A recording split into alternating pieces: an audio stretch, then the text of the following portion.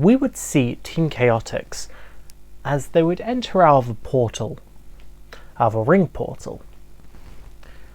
And they would, of course, say their greetings to Knuckles, as well as Team Sonic.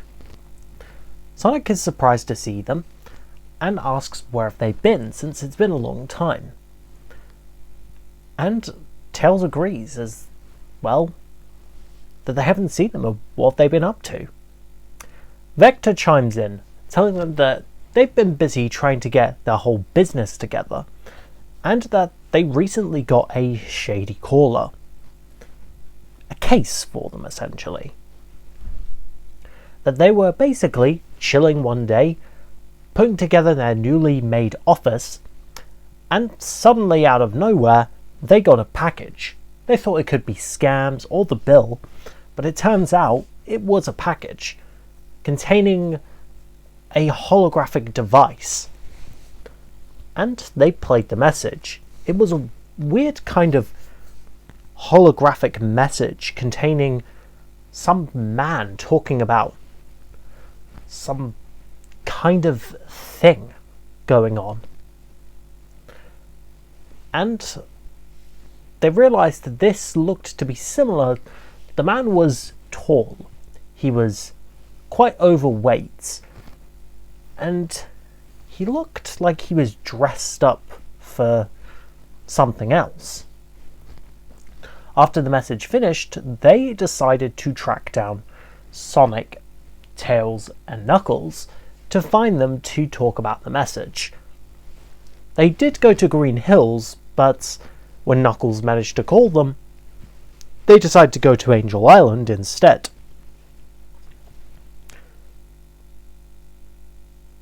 Espio would then talk about what's going on exactly. That they have the message with them. They tried to decode it, but for some reason this seems to be hacked proof, and they're not exactly tech smart, to say the least. So he hands it over to Tails to see if he can figure it out. Tails says that he'll have it done in a couple of seconds.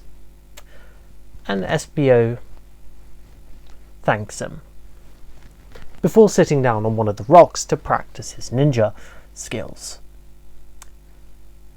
Charmy would come in telling them that they hopes that the message will activate again, as he hopes it does, as it could hold a clue to one of their biggest cases.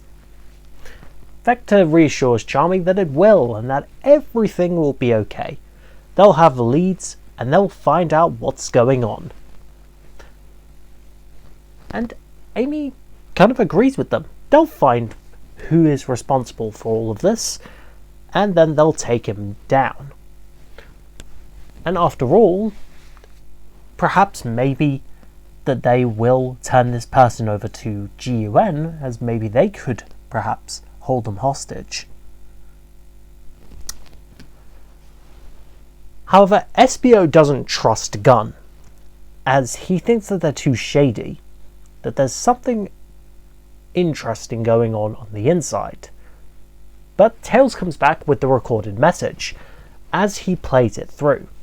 And as he plays it, everyone is shocked when they see a hologram of Dr. Robotnik, who claims that something drastic has happened within his territory. Things have changed, his machinery acts up, and that he's plotting something sinister, and that it was him who broke the Master Emerald.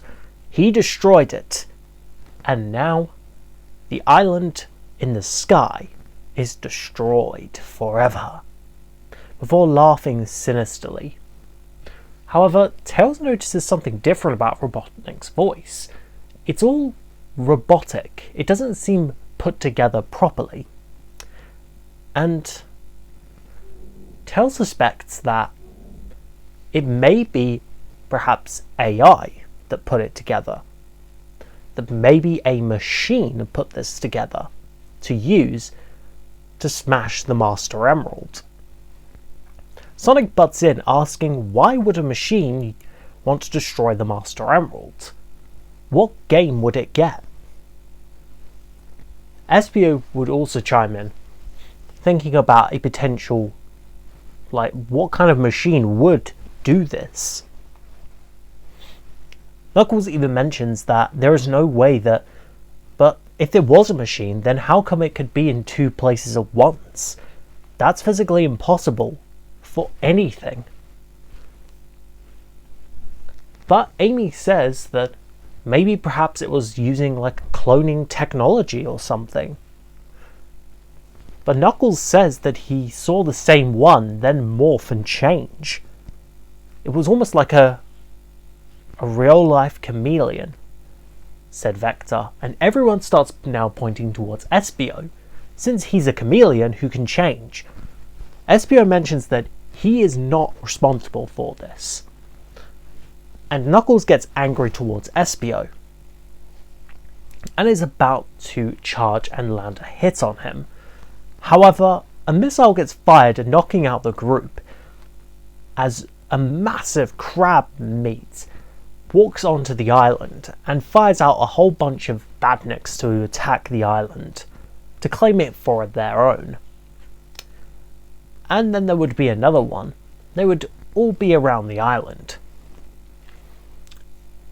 Surprisingly, the group wakes up and they find themselves surrounded by a bunch of Badniks. From buzz bombers, moto bugs, egg drones, and crab meats, but also the new powerful egg robos, which are these new Badniks that seem to have hit the scene, so to speak. Sonic is quite surprised to see them all around, and Tails and Amy stay close. Knuckles then tells them to get off the Echidna Island, as it's not their property. The machines don't listen and start firing down below. Team Sonic, as well as the Chaotix, work together to fight their way through, crushing all of the remaining Badniks, destroying them completely from the outside. And Knuckles and Vector take on the massive crab, destroying it completely and blowing it up. Sonic and Tails head towards the top of the mountain, where they see what seemingly is someone trying to cause some damage to the island by gathering up some of the shards, and they see it's Shadow the Hedgehog. And he then pushes past Tails, smacking him into Sonic and teleporting somewhat away. Sonic chases him down and kicks him into a wall, and, well, Sonic would be charged up with his energy and would fight it out. Knuckles would also join in on the fight. As the two of them would fight Shadow, they would actually win and manage to stop him once and for all. With Knuckles' help, they punch the villain, sending him flying outwards into the open sea, causing it to crash land on an island. Not Angel Island, by the way. With that dealt with, Team Sonic decides that they need to find Shadow, as not only... But Knuckles notices that the Master Emerald shard he had was gone, and that they need to find Shadow. So, the group open a warp ring and head to a GUN base. According to Tails, Team Dark was relocated somewhere else. Meanwhile, Team Chaotix decide to, in other words, look around. Since they don't have enough warp rings to get anywhere, they try to think of somewhere else to go. Charmy mentions that why don't they use one of Eggman's massive crab mech things? They sneak in on the inside, using it as essentially a way to sneak into the Eggman, well, empire, as Charmy calls it, and find out who's really behind all of this. Then they would be able to discover what's going on. Vector agrees, and says that that's a perfectly good idea. SBO is up for it, but he still feels that he's being accused of something. But Vector's okay, and he tells him that it'll be alright. Shadow is overwatching the group from a distance, before turning back into Neo-Malsonic and repeating, "Life Force data has been copied," before entering through a ring portal. Meanwhile, at the GUN HQ, that I don't really know where, in which state it would be in, which city, but I'll leave that one up to you guys, basically. We would see Shadow talking with Commander Walters, and they would be discussing about this, problem. The fact that Angel Island crashed down, and since it's now off Gun's network, and the fact that it caused a massive wave that nearly hit, Hawaii, it's not going to be a good idea. It's not going to be happy, and there's a lot of paperwork. Meanwhile, in a mini bunker, we would see Stone and Neo-Malsonic overlooking some certain things. Neo is looking at a picture of Sonic and is showing pure hatred towards him. But he's happy because his plan is working flawlessly. Stone interrupts and offers him a latte, to which Neo-Malsonic crushes it completely, disintegrating it down to the last atoms, before throwing it against the wall. He then grabs Stone and pins him against the metal wall. He claims that everything he did was wasteful, and that him running the Empire was a joke. Now, he's running it, and that the only reason why he's not dead is because he knows a lot about the secrets within the Eggman Empire. Stone then finds out Neo-Malsonic's true intentions after when he sees the fake AI recording of Dr. Robotnik. Stone is horrified that he used, Robotnik's likeness, as that's not what, Robotnik would want. He then calls out Neo, calling him not what his master would want, his creator. To which Neo responds with, "My creator is dead. I am no longer his puppet. I am Neo-Metal Sonic, the true Sonic. And once I have the Master Emerald, I will become the most powerful being in the universe. I will surpass Eggman and everyone, and I'll conquer this world my way, the machine way." He then turns to Stone.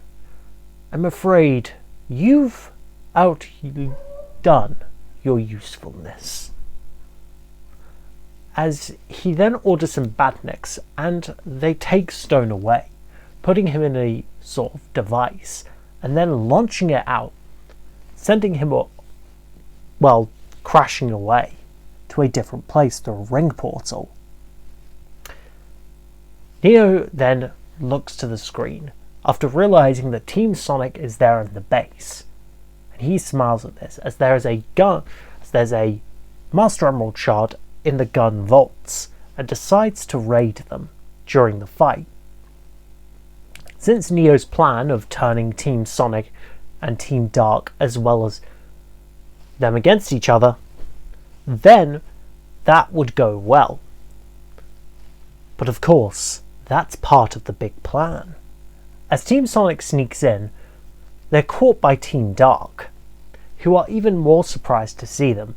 Shadow is not happy to see Sonic, and Sonic's not excited to see Shadow, which is not good.